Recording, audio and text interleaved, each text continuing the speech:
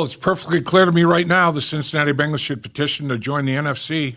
They're 2-0 against the NFC after a win against the New York Football Giants. And boy, the Bengals have been in shootouts. I mean, high-scoring affairs and coming up just a play short. And everybody thought, man, this could be the exact same thing in New York. Well, it turned into a defensive slobber knocker, really. I mean, 7-0 at the half. That football game was very, very physical. There's no doubt about that.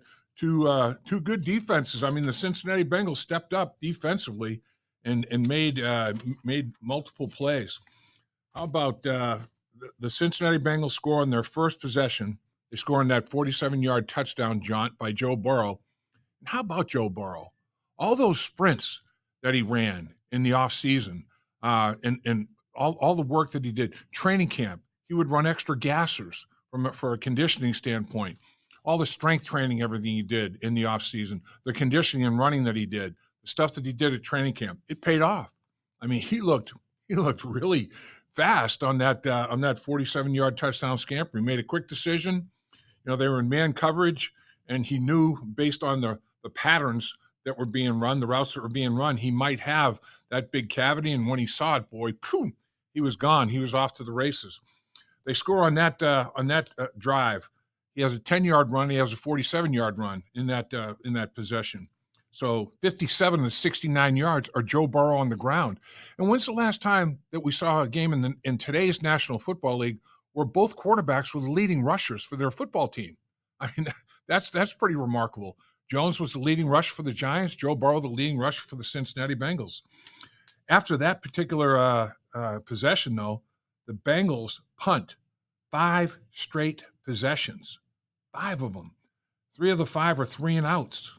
I mean, their longest drive was a 7-play, a 5-play, 33-yard possession. They had a 7-play, 27-yard possession. I mean, it was a meat grinder trying to get it done against this New York Football Giant football team. And then the first possession of the second half, they fumble. They fumble the football. So 5 straight punts to end the half, and then come out in the second half, your first possession, you fumble the football. Man, that was a tough stretch. But the Giants, equally ineffective in the first half. Four of their first 5 possessions are punts. And they have an interception in there in the red zone sandwiched in there. And then they kneel on it to end the half. So, I mean, their longest possession was 8 plays, 48 yards. They get in the red zone, throw the interception. Neither football team could get on track offensively, and the defenses had a lot to do with that. 7-0 football game at the half. The bottom line, the difference in this football game, in my opinion, were explosives. The New York Giants' longest play from scrimmage was 15 yards. They did not have one 20-yard play in the football game. Now, they did have 4 15-yard plays, but when you don't have any explosives, any plays of over 20 yards in the running game or the passing game, that's a pretty good defensive effort. The Bengals had 5 explosives, and that is the difference in the football game. 2 of them were runs, 47-yard run by Joe Burrow, 30-yard burst by Brown up the gut, great adjustment by Frank Pollock. They ran a running play that wasn't even in the game plan, but they'd run quite a few times in training camp and during the course of the first few games of the season. So he implemented it, and it broke. It broke big. 30 yards, touchdown. Chase Brown, he would have hit his head on the goalpost, basically. Is the only way he got stopped. So they're 2 explosive runs. When you have explosive runs that go for touchdowns, that's big. And that ended up being the difference in the football game. They scored two touchdowns. Neither quarterback threw a touchdown pass. Bengals scored 2 touchdowns on the ground and kick a field goal and win the football game. So it was a very, very different football game than people expected. Back to the possessions. In the second half, the New York Giants, they started taking command, though. Their last drive of the third quarter was 16 plays. That's their touchdown drive. They go 61 yards for a touchdown. 7 first downs on that drive. That's pretty crazy. I mean, they basically sustained a lot of third down conversions, did a good job. The next possession, they go 11 plays, and they get no points out of it. They go 42 yards, but they miss a field goal. And then the very next possession, 10 plays for 53 yards, and they get stopped on downs. 5 times the Giants go for it on 4th down. The Bengals stop them 2 times. That's like 2 additional takeaways. In the turnover ratio, it was even. Both teams had a takeaway and a giveaway. But the Bengals on these 4th down stops, they end up going +2. In a tight football game like this, I thought that was a big deal as well. But their 3 last possession of the third quarter and first 2 possessions of the fourth, they 37 plays. 37 plays in 3 possessions, and all they get out of it is 7 points. That's the ultimate bend but don't break defensive performance right there. There's no question. And then their final possession, eight snaps, 26 yards, and they missed another field goal. They missed 2 field goals. I think one was 45, one was 47.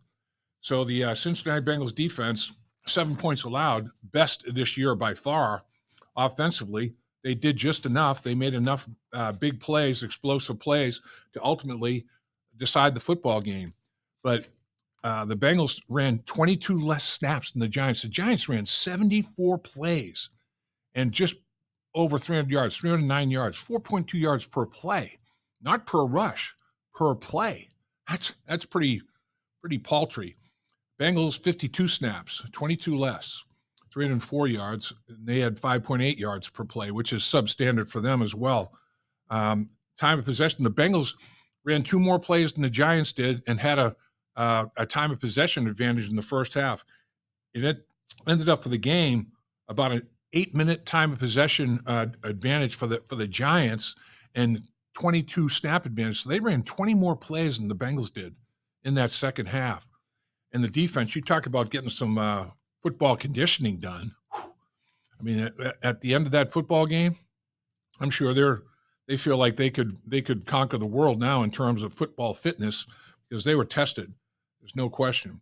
Giants only had 2 penalties for 9 yards. They didn't hurt themselves at all with the penalties. Bengals had a cheap holding call on Volston that nullified a touchdown. That was big. They had 6 penalties for 67 yards. The longest play that the Giants had of the day was an 18-yard interference penalty. I mean, that's their longest play, other than the 15-yard plays that we talked about before. Red zone, the Bengals only got there 1 time. They didn't score a touchdown on that, and the Giants got there twice, scored a touchdown, and they got intercepted. So it was it was definitely a game dominated by defense. There's no question. The New York Giants defensive line, though, seeing them in person, I'm even more convinced they're legit, to say the least.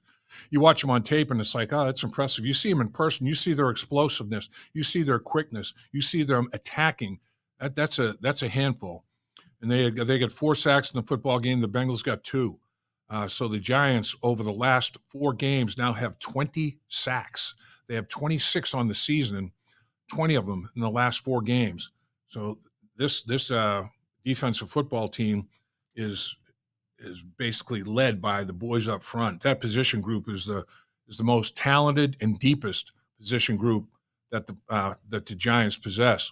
Thibodeau didn't even play, and they still accumulated the numbers they accumulated on the defensive side of the football.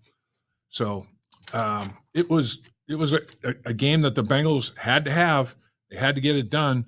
A couple of people, I talked to B.J. Hill after the game. He was one of my linemen, the first-star logistics lineman of the game.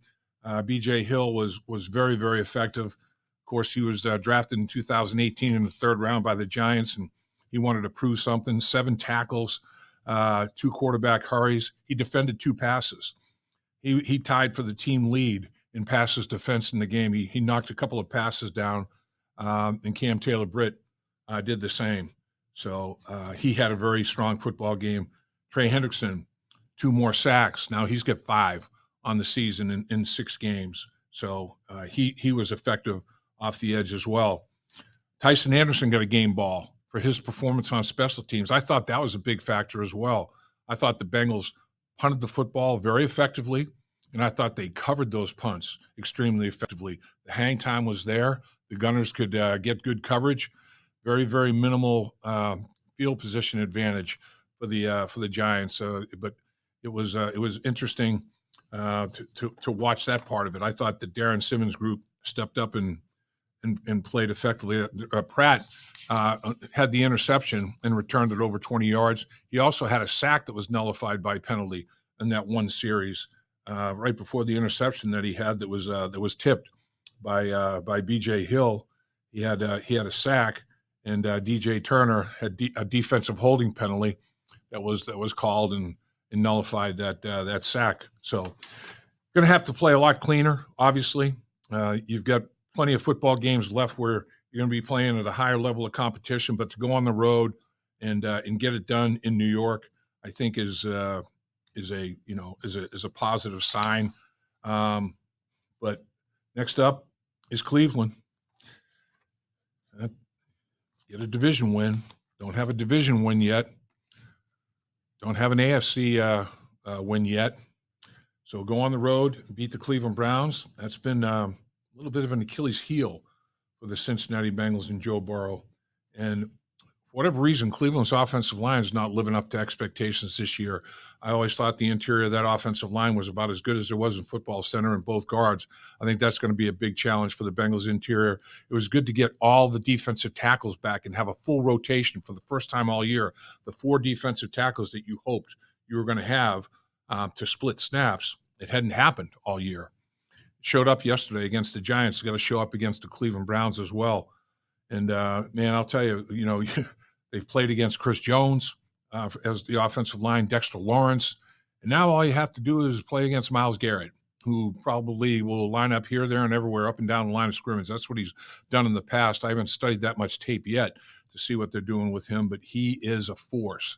And that's life in the National Football League, particularly in the AFC. They got Dallas this year again. They have Micah Parsons. They have T.J. Watt, the Pittsburgh Steelers, Myles Garrett, the Cleveland Browns. I mean, the Baltimore Ravens have plenty of defensive players you have to worry about. They've already played them, obviously, and did a pretty good job against that defensive football team. So, it's the Cleveland Browns are struggling with Deshaun Watson to get some momentum and get some rhythm offensively.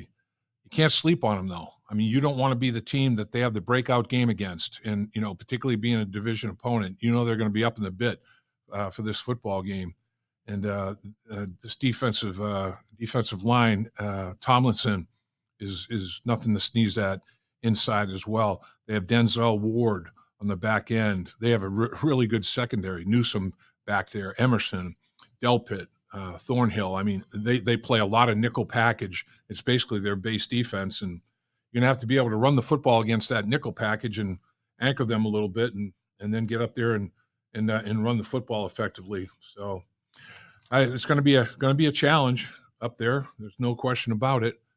But that's what you have to get done. It's the next one on the schedule. Cincinnati Bengals, I think, will bounce back offensively.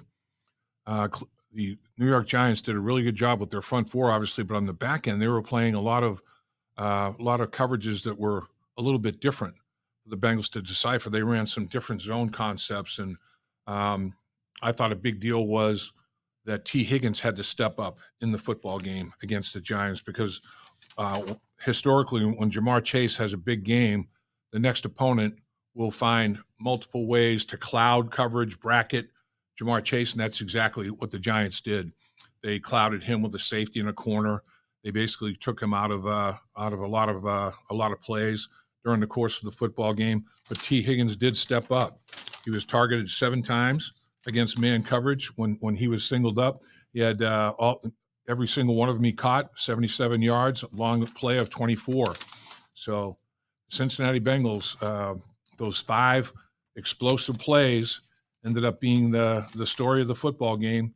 The 47-yard run by Joe Burrow, 33-yard pass to Chase, the 30-yard touchdown run by Chase Brown, and Jamar Chase obviously with the 33-yard reception. 29-yard play to Yosivas, which was big. I mean, the touchdown run for Joe Burrow was on 3rd and 18. Can you believe that? 3rd and 18, he busted for 47.